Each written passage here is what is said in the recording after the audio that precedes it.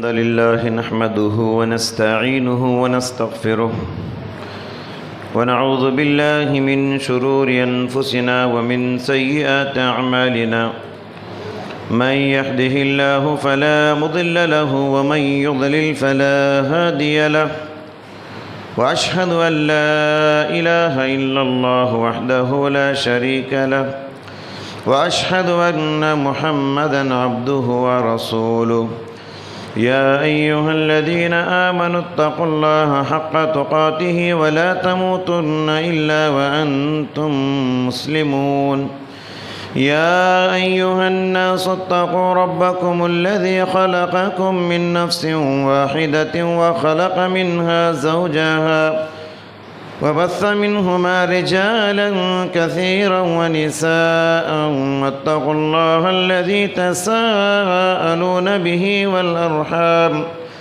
إن الله كان عليكم رقيبا يا أيها الذين آمنوا اتقوا الله وقولوا قولا سديدا يصلح لكم أعمالكم ويغفر لكم ذنوبكم ومن يطع الله ورسوله فقد فاز فوزا عظيما أما بعد فإن خير الحديث كتاب الله وخير الهدي هدي محمد صلى الله عليه وسلم وشر الأمور محدثاتها وكل محدثة بدعة وكل بدعة ضلالة وكل ضلالة في النار أعوذ بالله السميع العليم من الشيطان الرجيم من همزه ونفخه ونفثه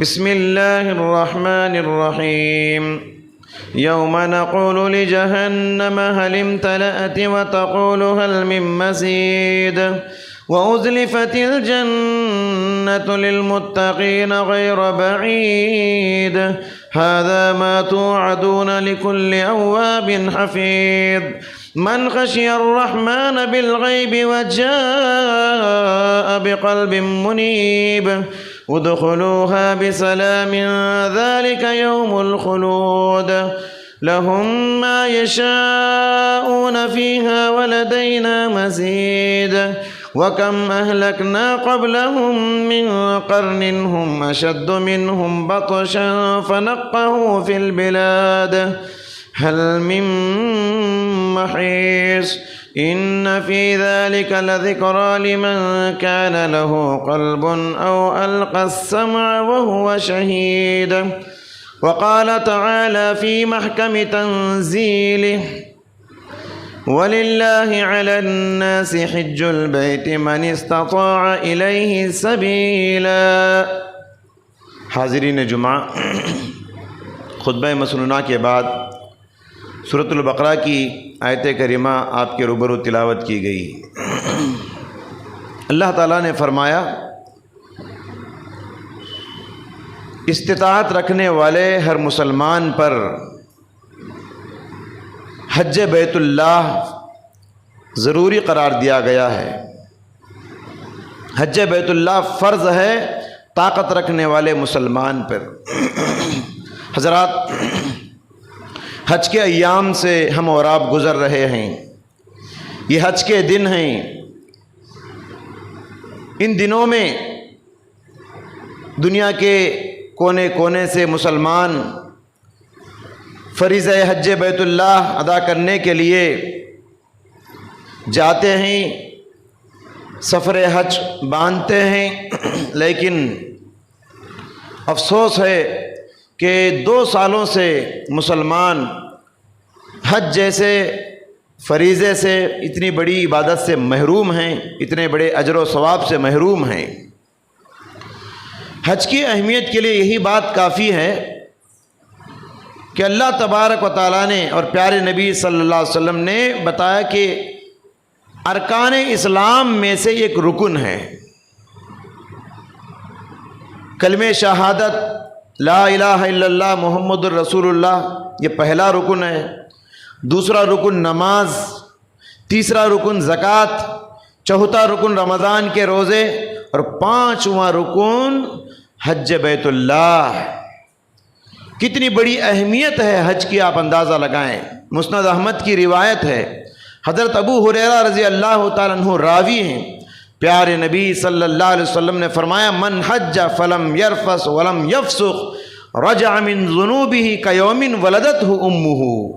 جو آدمی حج ادا کرتا ہے اور حالت حج میں، حج کے دوران بے حیائی کی باتیں نہیں کرتا، بے حیائی کی کام نہیں کرتا، فسق و فجور والے گناہ نہیں کرتا، تو گناہوں سے پاک ہو کر وہ حاجی ویسے لوٹے گا جیسے کہ اس کی ماں نے اس کو آج ہی جنم دیا ہو۔ آج جو بچہ پیدا ہوا، کیا اس کے اندر کوئی گناہ ہوتے ہیں اس کے نامہ اعمال میں؟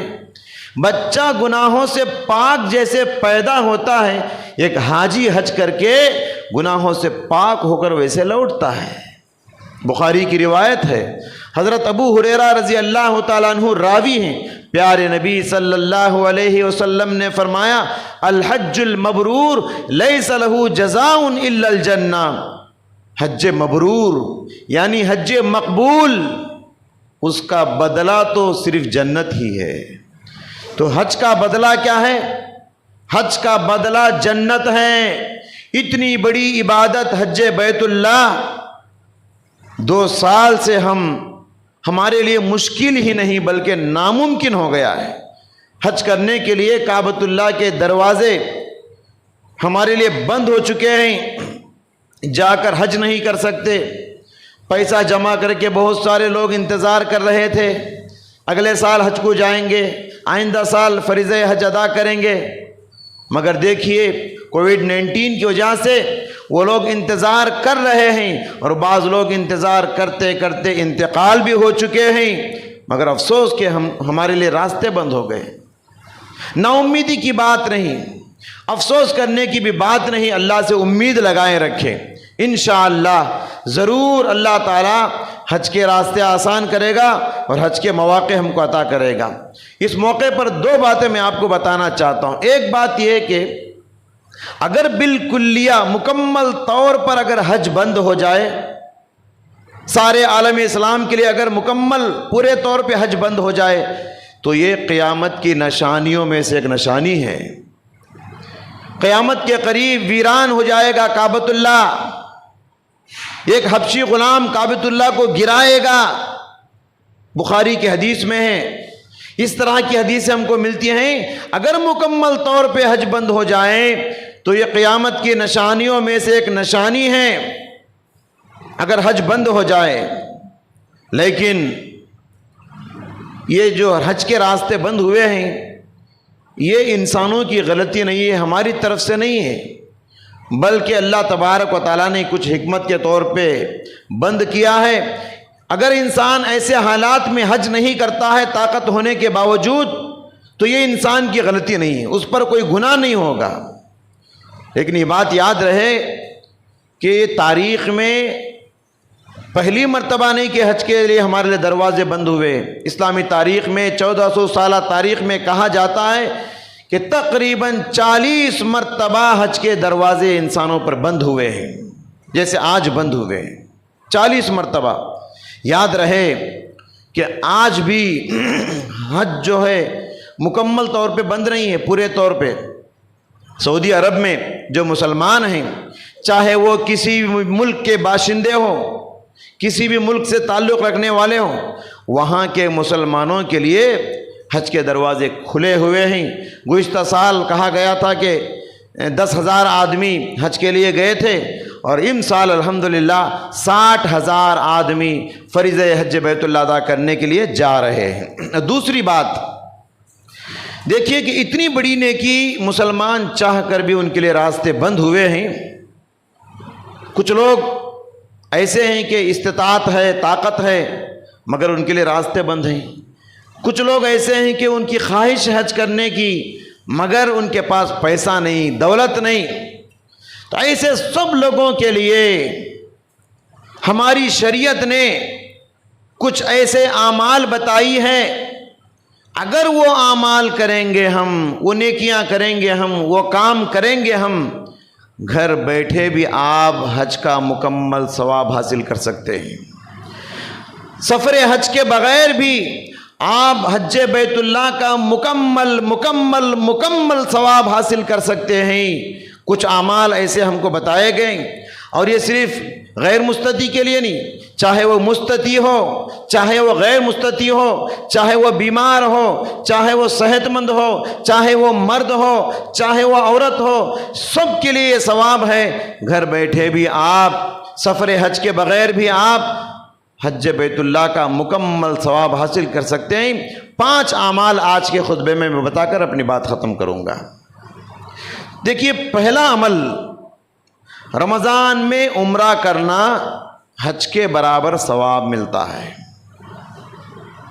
رمضان میں عمرہ کرنا، دیکھیے اللہ کے نبی صلی اللہ علیہ وسلم، مسلم شریف کی حدیث ہے، جب حج سے واپس آئے، حج بیت اللہ ادا کر کے، ایک انصاری خاتون سے ملاقات ہوئی۔ پیارے نبی نے اس سے سوال کیا، کیا تو حج میں ہمارے ساتھ شریک نہیں ہوئی؟ خاتون نے کہا، اللہ کے نبی، ہمارے پاس ایک ہی سواری تھی، اس پر میرے شوہر حج کے لیے نکل گئے، اس لیے میں حج کے لیے آپ کے ساتھ شریک نہیں ہو سکی۔ پیارے نبی صلی اللہ علیہ وسلم نے فرمایا، تسلی دیتے ہوئے، کہ کہا کہ رمضان میں عمرہ کر لے، تجھے حج کے برابر مکمل ثواب ملے گا۔ حج کے برابر مکمل ثواب پانا ہے تو رمضان میں عمرہ کرنا ہے، اور رمضان میں عمرہ کرنا بھی کوئی آسان نہیں ہے، اس کے لیے بھی پیسے بہت سارے خرچ ہوتے ہیں۔ تو چلیے کچھ اور آسان اعمال میں آپ کو بتانے جا رہا ہوں۔ ایک عمل ہے، ہم اور آپ ہر دن کر سکتے ہیں، اور ہر دن ثواب، حج کا ثواب حاصل کر سکتے ہیں۔ ہر دن وہ عمل کر سکتے ہیں، اتنا آسان ہے، اور ہر دن حج کا مکمل ثواب ہم اور آپ حاصل کر سکتے ہیں۔ سنن ابی داؤد کی حدیث ہے، ابو امامہ الباہلی رضی اللہ تعالیٰ عنہ سے مروی ہے، پیارے نبی صلی اللہ علیہ وسلم نے فرمایا، جو انسان گھر سے وضو کر کے نکلتا ہے، مسجد کو جاتا ہے فرض نماز ادا کرنے کے لیے، جو مسلمان گھر سے وضو کر کے باوضو ہو کے فرض کی ادائیگی کے لیے مسجد کی طرف جاتا ہے، تو اللہ تبارک و تعالی اس کو مکمل حج کا ثواب دینے کا وعدہ کرتے ہیں۔ کان کاجر الحاج المحرم، احرام پہن کے ایک حاجی کعبۃ اللہ کو جاتا ہے، جتنا ثواب حاصل کرتا ہے اتنا ثواب وہ مسلمان حاصل کر لے گا جو گھر سے وضو کر کے مسجد کو آتا ہے۔ کوشش کیجئے، کتنا آسان عمل ہے۔ ہم میں سے کتنے لوگ ہیں پنجگانہ نماز کے پابند ہیں؟ آپ اگر یہ عادت بنا لے، میں وضو گھر میں کروں گا اس نیت کے ساتھ کہ مجھے حج کا مکمل اجر و ثواب حاصل کرنا ہے، تو آپ اس پر عمل کیجئے، کتنا آسان عمل ہے۔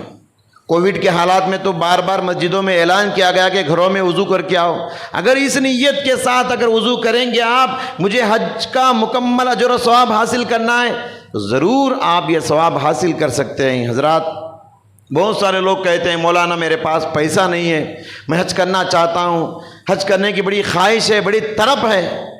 دیکھیے، آپ کے پاس پیسہ نہیں ہے جس کی وجہ سے آپ حج نہیں کر سکتے، یہ کام تو آپ کر سکتے ہیں۔ گھر سے وضو کر کے مسجد کو چلے جائیے، مکمل حج کا اجر آپ کو اللہ تعالیٰ دے دے گا۔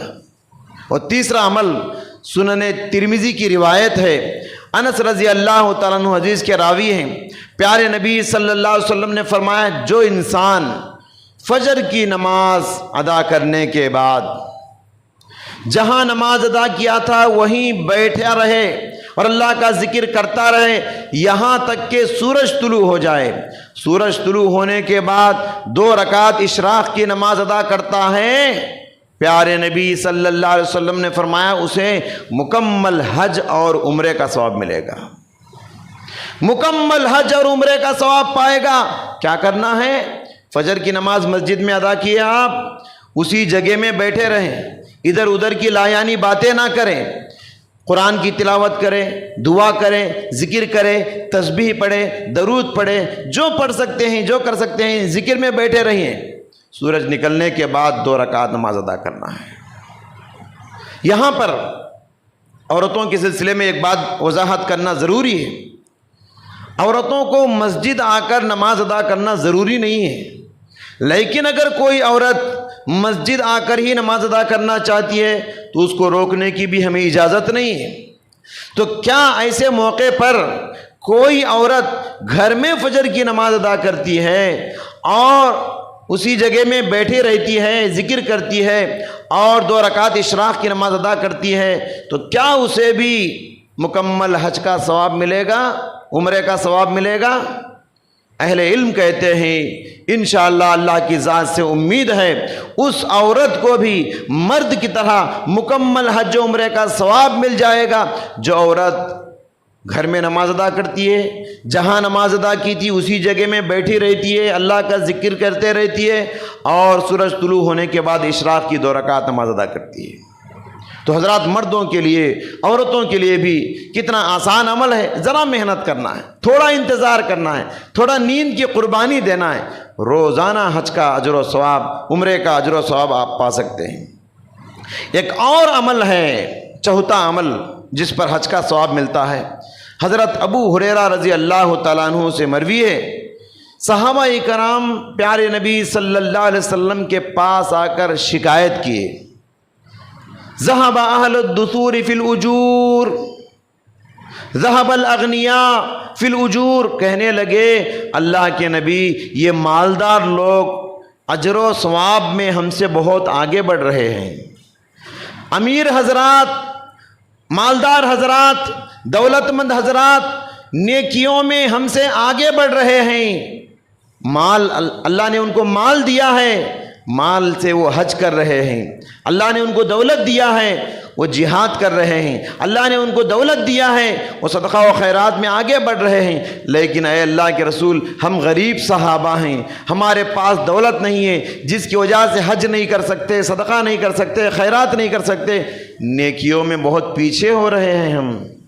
پیارے نبی صلی اللہ علیہ وسلم نے صحابہ اکرام کو، غریب صحابہ کو تسلی دیتے ہوئے فرمایا، کیا میں تم کو ایک ایسا عمل نہ بتاؤں، کیا میں تم کو ایک ایسا کام نہ بتاؤں، اگر تم اس پر عمل کر لو تو یہ امیر لوگ، یہ دولت مند لوگ پیسہ خرچ کر کے، دولت خرچ کر کے جو نیکیاں کما رہے ہیں، تم خرچ کیے بغیر وہ عمل کر کے اتنا ثواب حاصل کر سکتے ہو، اتنا ثواب حاصل کر سکتے ہو ان کی، اور تمہاری برابری کوئی نہیں کر سکتا عمل میں مگر وہی انسان جو تمہارے برابر عمل کر لے۔ صحابہ اکرام نے کہا کہ ضرور بتائیے اللہ کے نبی، وہ کون سا عمل ہے جس کو کر کے ہم امیروں کے برابر ثواب حاصل کر سکتے ہیں؟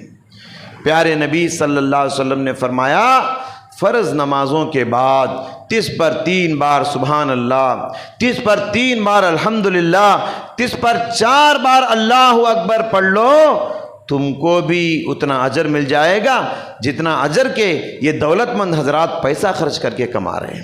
یہاں اہل علم نے کہا کہ دولت مند لوگ حج کر رہے ہیں پیسہ ہونے کی وجہ سے، یہ غریب لوگ پیسہ نہ ہونے کی وجہ سے حج سے محروم ہو رہے ہیں، تو فرمایا کہ آپ کو بھی اتنا ثواب مل جائے گا جتنا وہ دولت مند حضرات حج کر کے حاصل کر رہے ہیں، حج کا ثواب حاصل کر سکتے ہیں۔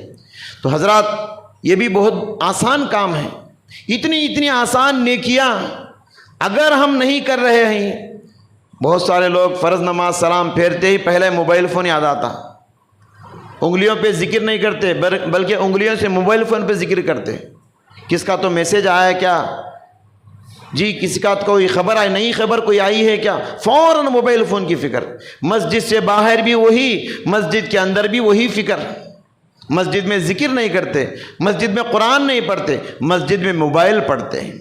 حضرات اس لیے اس ذکر کو معمولی نہ سمجھے، 30 پر 3 بار سبحان اللہ، 30 پر 3 بار الحمدللہ اور 30 پر 4 بار اللہ اکبر، یہ کوئی معمولی ذکر نہیں۔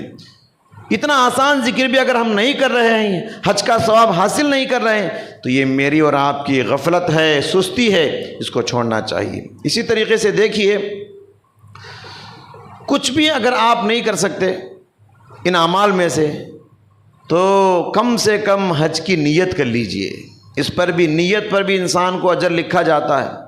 کوئی انسان نیکی کی نیت کرتا ہے تو پیارے نبی صلی اللہ علیہ وسلم نے فرمایا نیت کے مطابق ایک نیکی لکھ دی جاتی ہے، اور اس نیت پر عمل کر لیتا ہے تو 10 گناہ بنا کر اللہ تعالیٰ نیکیاں دے دیتا ہے نا حدیث میں. تو اگر آپ حج کی نیت کر لو، کہو اے اللہ اگر تو بھی مجھے دولت دے گا، تو بھی مجھے پیسے دے گا، مال دے گا، میں بھی تیرے گھر کا حج ادا کروں گا، مجھے پیسے دے. اللہ سے سچی نیت کرو، اللہ سے سچی نیت کرو.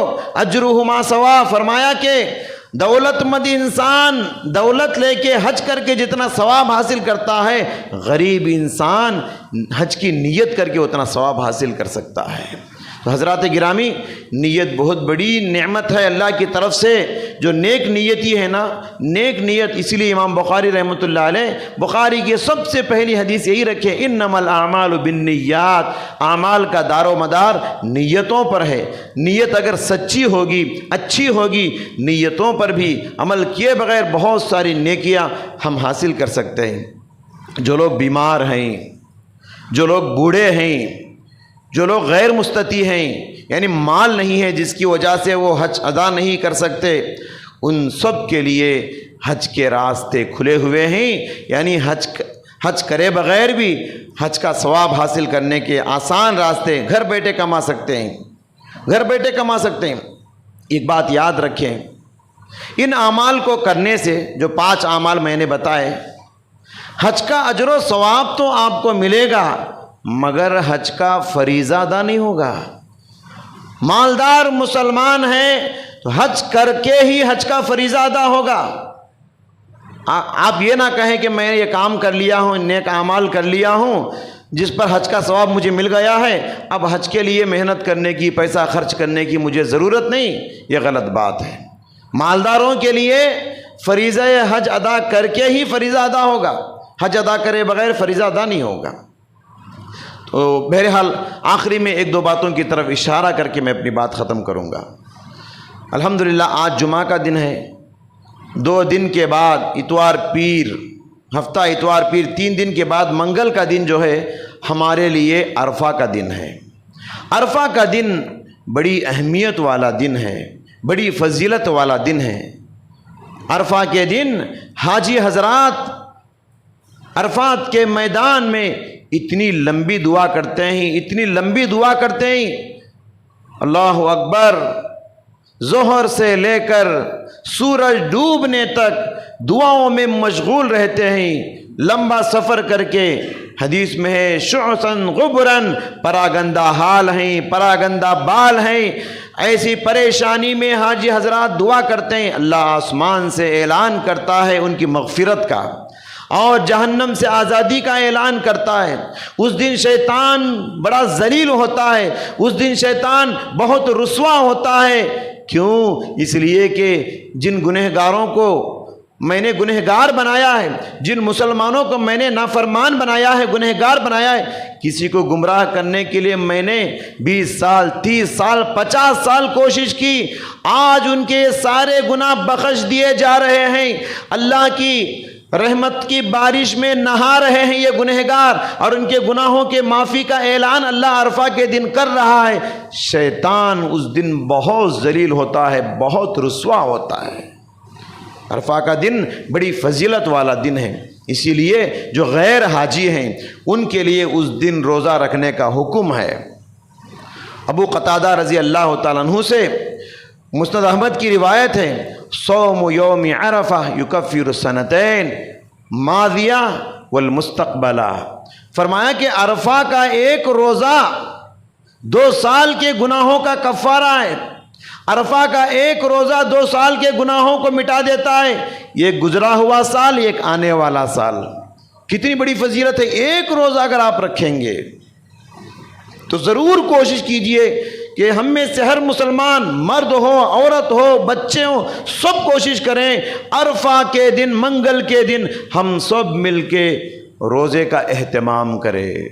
الحمدللہ ہماری مسجد میں افطاری کا انتظام بھی ہے، روزانہ بہت سارے حضرات یہ 9 دن بھی روزہ رکھے ہیں، مبارکبادی کے قابل ہیں، بہت سارے مرد، بہت ساری خواتین۔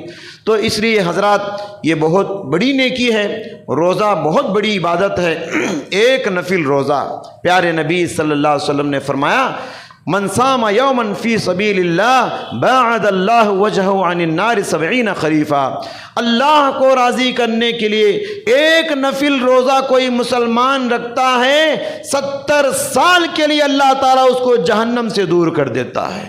کتنی بڑی فضیلت ہے سوچنے والوں کے لیے، غور کرنے والوں کے لیے۔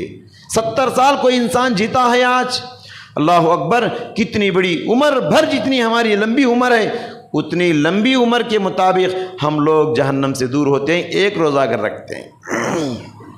اور دوسری بات جو میں بتانا چاہتا ہوں، یہ عشر ذی الحجہ میں ہم سانس لے رہے ہیں۔ عشر ذی الحجہ یہ بہت ہی فضیلت والا عشرہ ہے، اس عشرے کو عام دنوں کی طرح مت گزاریے۔ جیسے رمضان کی فضیلت ہے ویسے ہی اس عشرے کی فضیلت ہے۔ اللہ تبارک و تعالیٰ سورہ توبہ آیت نمبر 36 میں بتایا کہ جس دن اللہ تبارک و تعالیٰ نے زمین و آسمان کو پیدا کیا، اسی دن اللہ تعالیٰ سال کے 12 مہینے بھی پیدا کیا۔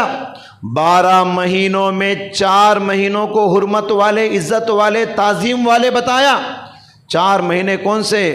ذوالقعدہ، ذوالحجہ، محرم اور رجب۔ 4 مہینے محترم، اس میں سے یہ مہینہ بھی ہے جس میں ہم سانس لے رہے ہیں، ذوالقعدہ۔ 4 مہینے محترم مہینے، ان میں زیادہ عبادت کرنا ہے، زیادہ ذکر کرنا ہے، زیادہ صدقہ کرنا ہے، زیادہ نوافل پڑھنا ہے، زیادہ قرآن کی تلاوت پڑھتے رہنا ہے۔ ہم لوگ عام دنوں کی طرح گزار رہے ہیں، عام دنوں کی طرح سانس لے رہے ہیں، بہت غلط بات ہے۔ اچھی بات نہیں کہ عام دنوں کی طرح اس عشرے کو ہم گزار دیں، اچھی بات نہیں کہ عام دنوں کی طرح اس عشرے میں بھی قرآن نہ پڑھے، اچھی بات نہیں کہ عام دنوں کی طرح اس عشرے میں ذکر اللہ نہ کرے، اچھی بات نہیں کہ عام دنوں کی طرح اس عشرے میں صدقہ و خیرات میں آگے نہ بڑھیں، اچھی بات نہیں کہ اس عشرے میں ہم روزے نہ رکھیں۔ اہتمام ہونا چاہیے، اہتمام ہونا چاہیے۔ 4 مہینے جو محترم ہیں، جس میں رمضان کا ذکر نہیں ہے، اس کے باوجود ان مہینوں میں، خاص کر اس عشرے میں، ہم لوگ بکروں کی تلاشی میں وقت ضائع کر دیتے ہیں، قربانی کے جانور کے لیے اتنا ٹائم پاس کرتے ہیں، کبھی اس گاؤں کو گئے، کبھی اس بستی کو گئے، کبھی اس شہر کو گئے، کبھی اس شہر کو گئے، 10-15 شہر گھومنے کے بعد یہ 10 دنوں کو ویسے گزار دیتے ہیں ایک جانور خریدنے کے لیے۔ یہ بہت بری بات ہے حضرات، کہیں 1-2 مرتبہ تلاش کیجیے اچھے جانور کو، اچھی بات ہے، مگر اتنا وقت ضائع نہیں کرنا۔ وقت ہمارے پاس پیسے سے زیادہ قیمتی ہے، وقت کی اہمیت کو سمجھیے، اس وقت کو اللہ کی یاد میں لگائیے، تکبیرات میں لگائیے۔ امام بخاری رحمۃ اللہ علیہ ذکر کرتے ہیں، کان ابو ہریرہ وابن عمر یخرجان الی السوق یکبران فیکبر الناس بتکبیرہما۔ حضرت ابو ہریرہ اور حضرت عبداللہ بن عمر رضی اللہ تعالی عنہما اس عشرے میں سڑکوں پر نکل جاتے، راستوں میں، بازاروں میں نکل جاتے اور زور زور سے، بلند آواز سے تکبیرات کے ترانے گاتے رہتے، اور ان کی تکبیر کی آواز کو سن کر مارکیٹ والے، بازار والے مسلمان بھی تکبیر کی آواز بلند کرتے، ان کی آواز میں آواز ملاتے۔ اس طریقے سے ہواؤں میں، فضاؤں میں، آسمانوں میں ترانہ توحید گونجنے لگتی۔ کتنا اچھا سما ہوتا ہے یہ سب کرنا چاہیے اس عشرے میں۔ دیکھیے، ایک ہوتی ہے تکبیر مطلق تکبیر کا مطلب ہے پورا عشرہ ذی الحجہ کی پہلی تاریخ سے لے کر ایام تشریق کے آخری دن تک، کبھی بھی ہر وقت صبح شام چلتے پھرتے، اٹھتے بیٹھتے، بازاروں میں، مکانوں میں، گھروں میں، مسجدوں میں، ہر جگہ ہر وقت تکبیرات پڑھتے رہنا چاہیے۔ اس کو تکبیر مطلق کہتے ہیں۔ ایک ہوتی ہے تکبیر مقید کا مطلب ہے خاص اوقات میں تکبیرات کا اہتمام کرنا۔ وہ ہے عرفہ کے فجر کی نماز سے لے کر ایام تشریق یعنی 13 ذی الحجہ کی عصر کی نماز تک ہر فرض نماز کے بعد بلند آواز سے تکبیرات پڑھنا، اس کو تکبیر مقید کہتے ہیں۔ تو بہرحال یہ تکبیرات کا عشرہ ہے، گھروں میں آپ زور سے پڑھیے، آپ کو سن کر آپ کے گھر والے، آپ کے بچے، آپ کے رشتہ دار سب بھی اس کا اہتمام کریں گے۔ اور آخری بات یہی کہ آپ میں سے ہر ایک کوشش کرے میری طرف سے قربانی ہو۔ قربانی بہت بڑی عبادت ہے۔ زندگی کا مقصد کیا ہے؟ اللہ کی بندگی ہے۔ اللہ کی بندگی زندگی کا مقصد ہے۔ ہم ضروریات کے لیے جتنا پیسہ خرچ کرتے ہیں، حاجات کے لیے، اس سے زیادہ مقصد کے لیے خرچ کرنا ہے پیسہ۔ آپ بڑے بڑے جانور خرید نہیں سکتے، گائے بیل کا ایک حصہ تو لے لیجئے، مگر کوشش کیجئے کہ میری طرف سے قربانی ضرور ہو۔ دعا ہے اللہ سبحانہ و تعالیٰ سے، اللہ سبحانہ و تعالیٰ مجھ کہنے والے اور آپ سبھی سننے والے حضرات کو کہی ہوئی سنی باتوں پر عمل کرنے کی توفیق عطا فرمائے۔ اللہ تبارک و تعالیٰ حج کا ثواب پانے والے اعمال کو انجام دینے کی توفیق عطا فرمائے۔ عرفہ کے دن روزے کا اہتمام کرنے کی توفیق عطا فرما۔ الہ العالمین تکبیرات کو زیادہ سے زیادہ اہتمام کرنے کی توفیق عطا فرما۔ اس عشرے کی قدر اور منزلت کو سمجھنے کی توفیق عطا فرما۔ الہی جو بیمار ہیں ان کو شفائے کاملہ عطا فرما۔ جو لوگ ہسپتالوں میں ہیں اے اللہ ان کو صحت و تندرستی عطا فرما۔ جو لوگ مقروض ہیں ان کے قرضوں کی ادائیگی فرما۔ جو بیمار ہیں ان کو شفا عطا فرما۔ جو بے اولاد ہیں ان کو صاحب اولاد بنا۔ جو بے شادی ہیں ان کو نیک رشتے قائم فرما۔ الہی جو حالات جو جیسے ہیں ہم دیکھ رہے ہیں، بیماریاں پھیلی ہوئی ہیں، ہر بلا سے، ہر وبا سے، ہر چھوٹی بڑی بیماریوں سے ہم سب کو، ہماری عورتوں کو، ہمارے بچوں کی حفاظت فرما۔ آمین۔ بارک اللہ لنا ولکم فی القرآن العظیم ونفعنا وإیاکم بما فیہ من الآیات والذکر الحکیم۔ انہ تعالی جواد کریم ملک بر رؤوف رحیم رب حلیم۔